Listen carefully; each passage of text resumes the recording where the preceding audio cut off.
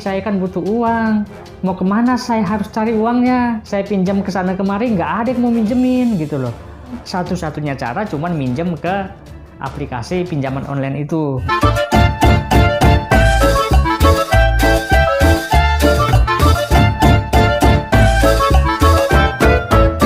Sebelumnya, saya ingin mengajak kepada sahabat sekalian, terutama yang belum, silahkan subscribe, serta nyalakan tombol notifikasi, agar Anda mendapat pemberitahuan jika ada video-video baru di channel ini.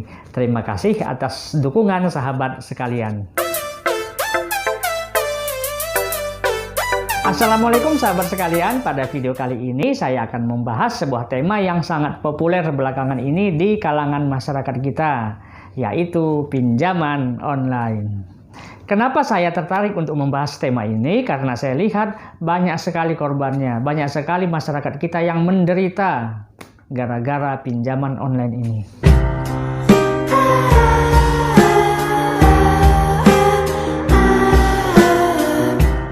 Sebelumnya perlu saya sampaikan bahwa dari segi legalitas pinjaman online ini sebenarnya ada dua macam, ya, dua macam. Nggak perlu pakai gini lagi, udah lewat.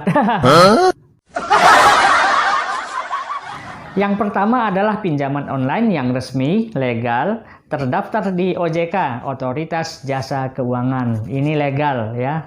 Yang kedua adalah pinjaman online yang ilegal, tidak terdaftar di OJK.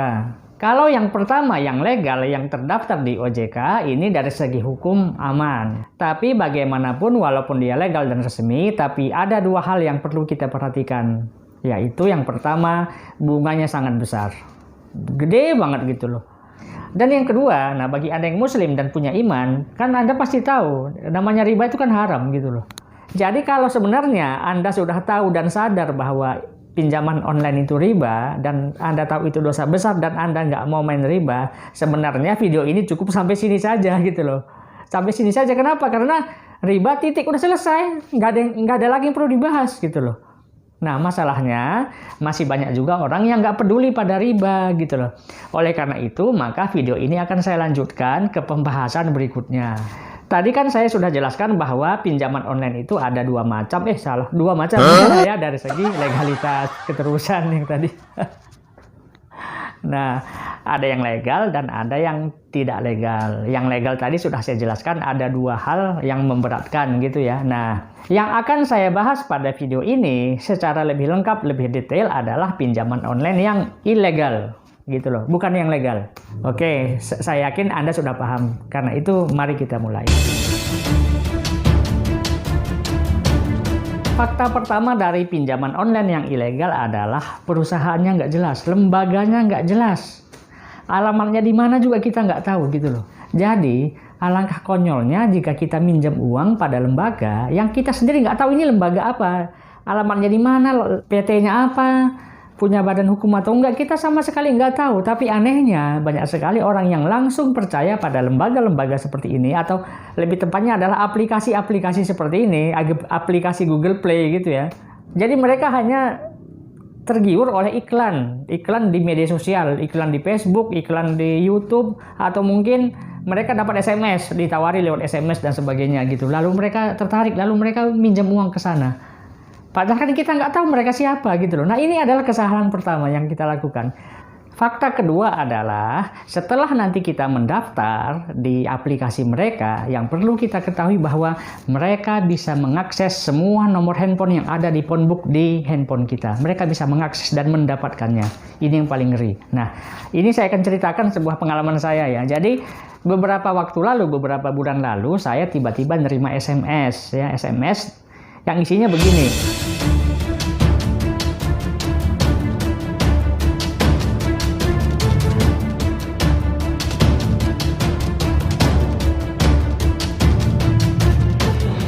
Awalnya saya marah dan jengkel ketika membaca SMS ini, karena selama ini saya nggak pernah punya urusan dengan yang begituan, nggak pernah gitu loh. Tapi kok tiba-tiba saya terima SMS yang seperti ini.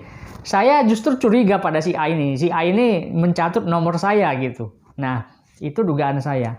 Tapi ternyata setelah saya bertanya kepada teman-teman yang lain, ternyata mereka bilang, si A ini nggak bersalah katanya. Kenapa nomor saya bisa tercantum di phonebooknya si A, orang yang sama sekali tidak saya kenal? Karena ya saya memang sering mencantumkan nomor handphone saya di medsos untuk tujuan bisnis gitu loh. Jika Anda ingin gabung Eko Racing, silahkan hubungi nomor ini ya, gitu misalnya gitu loh. Nah, jadi mungkin si A ini adalah salah seorang follower saya mungkin di Facebook atau di Instagram gitu ya. Nah, dia memasukkan nomor saya ke phonebooknya. Setelah itu dia meminjam uang di aplikasi pinjaman online. Nah, ceritanya seperti itu. Ini adalah bukti bahwa nomor-nomor yang ada di phonebook kita bisa diambil semuanya oleh aplikasi pinjaman online tersebut. Gitu loh. Ini adalah fakta kedua yang harus kita pahami. Nah, bagaimana kiatnya menghadapi SMS-SMS yang seperti itu jika kita menerimanya? Nah, saran saya, jika Anda menerima SMS seperti itu adalah abaikan saja, cuek gitu loh. Kalau perlu langsung hapus. Kenapa? Karena orang yang mengirim seperti itu, tujuan mereka cuma ngecek nomor kita aktif atau enggak gitu loh. Itu doang tujuannya. Nah, jadi kalau kita membalas, itu adalah pertanda bagi mereka bahwa nomor kita aktif. Dan setelah itu, silahkan tunggu saja. Mereka akan meneror Anda. Teman Anda si A belum bayar utang. Ayo dong, bayar. Kamu juga bantu dong. Pokoknya kayak gitulah. Kita akan dicaci maki segala macam, dihina-hina dan segala macam. Padahal kita nggak punya urusan apapun dengan itu. Kan konyol gitu loh. Jadi, abaikan saja. Fakta ketiga. Jika kita tidak bisa bayar atau istilahnya kredit macet, kredit macet kayak perusahaan aja atau negara gitu. Nah, itu mereka akan meneror kita lewat SMS, diteror, kita dicaci maki. Intinya kita akan selalu terganggu oleh mereka. Kita akan diteror terus, pokoknya ngeri pokoknya ya. Fakta keempat.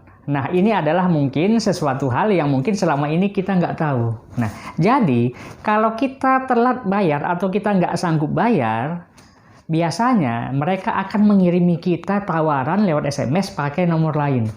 Misalnya gini ya, Anda pinjam di aplikasi A, setelah itu nggak sanggup bayar. Nah, lalu tiba-tiba ada tawaran ke SMS lewat nomor lain, dia menawarkan ini ada aplikasi B yang bisa Anda pakai untuk minjem gitu. Nah, lalu Anda pun punya ide. Nah, saya akan minjem uang di B yang akan saya gunakan untuk membayar utang di A gitu loh. Kemudian kejadian seperti ini akan terus berlanjut. Anda kemudian nggak sanggup bayar di B. Nah, setelah itu datang lagi tawaran dari C. Anda pinjam lagi si C dan seterusnya. Nah, itulah sebabnya kenapa orang yang pinjam online itu biasanya mereka akan terlibat pada banyak sekali aplikasi pinjaman online. Mungkin sampai 20 lebih.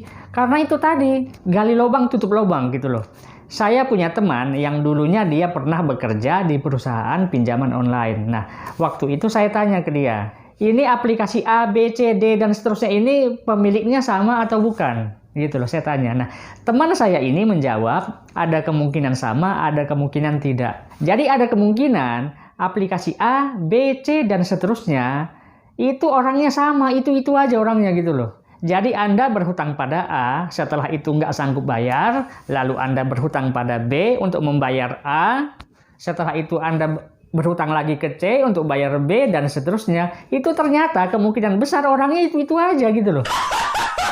Oke, sekarang kita bahas fakta kelima. Pinjaman online yang ilegal ini sebenarnya mereka itu mafia, orang jahat gitu loh. Orang-orang yang memang niatnya nggak baik. Oleh karena itu, ini ada satu rahasia yang perlu saya sampaikan. Mereka tuh sebenarnya nggak berani datengin Anda. Nggak berani. Mereka cuma beraninya meneror Anda lewat SMS atau lewat WA dan sebagainya, jarak jauh.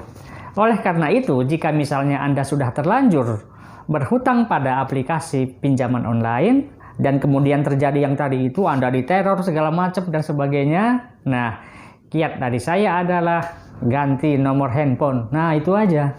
Ganti nomor handphone. Kenapa? Karena mereka nggak akan mungkin datang ke rumah Anda. Nggak mungkin. Gitu loh. Atau kalau misalnya Anda nggak percaya, coba Anda bilang ke dia, saya akan bayar hutangnya, tapi saya mau bayar hutangnya langsung datang ke kantor Anda. Coba bilang seperti itu.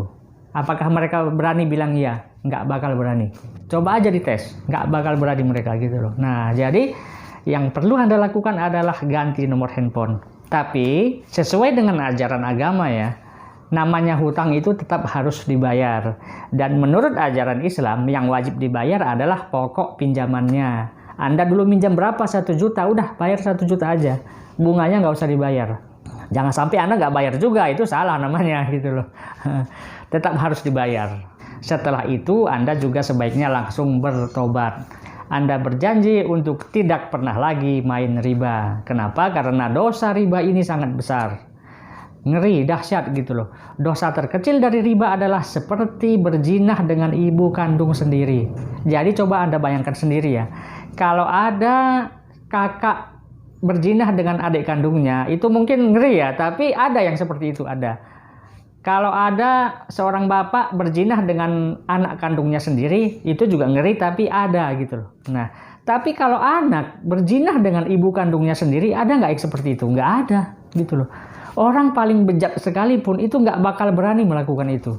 Kepikiran aja nggak gitu loh. Nah, jadi dosa riba itu paling kecil seperti berzinah dengan ibu kandung sendiri. Jadi bayangin itu dosanya gede banget gitu loh. Ya Allah, astagfirullahaladzim, ngeri pokoknya gitu loh. Nah, oleh karena itu berjanjilah untuk tidak berhutang lagi, tidak lagi terlibat riba.